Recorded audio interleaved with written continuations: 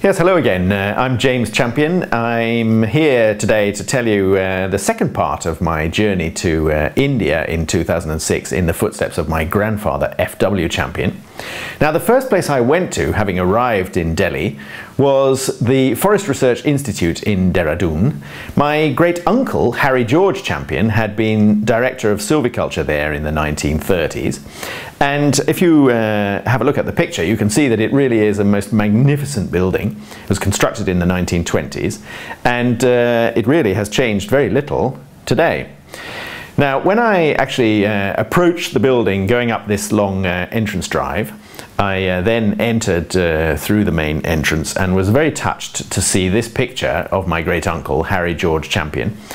Now, as I say, he was director of silviculture there back in the 1920s and 30s, mainly in the 30s, and he then took up the professorship of forestry at Oxford in 1939. But even after having left India, he still maintained his contacts with the Forest Research Institute and returned several times. And this picture was actually taken in 1974 on his last visit back.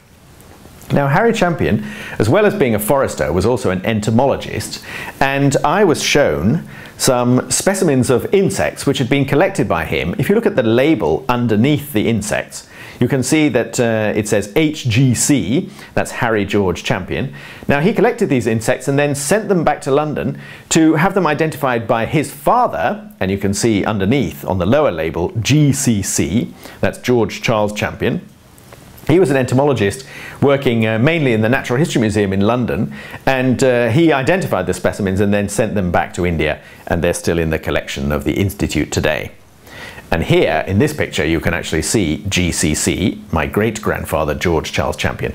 He was the entomologist. Now, also, on the campus of the Forest Research Institute, I was very touched to see the Champion block. This was a block of trees which had been planted there experimentally to see how they would grow in the climate of that particular region.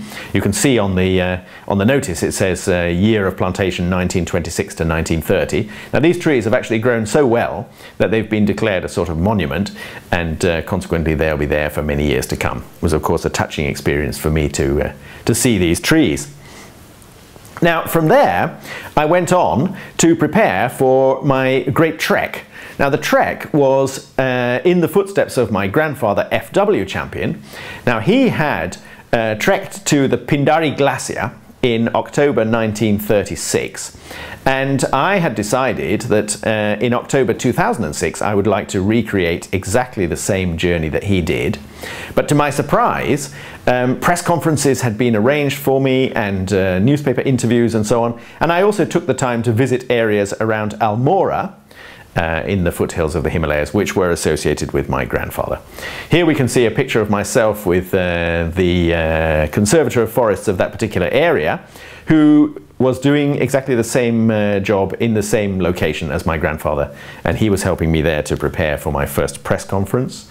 And here we can see a nice picture of me with a number of Forest Department employees.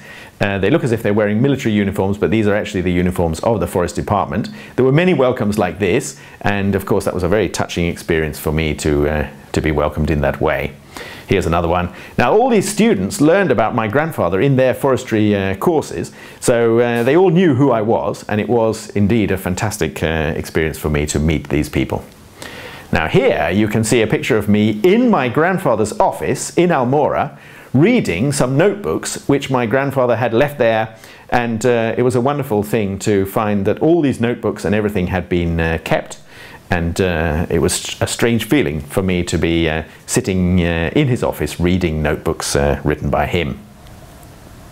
Here you can see me being interviewed by some people that evening, and you can also see in this next picture, here's a newspaper with me in the bottom article, and there was a lot of interest in my visit, so that was a most wonderful thing for me to experience.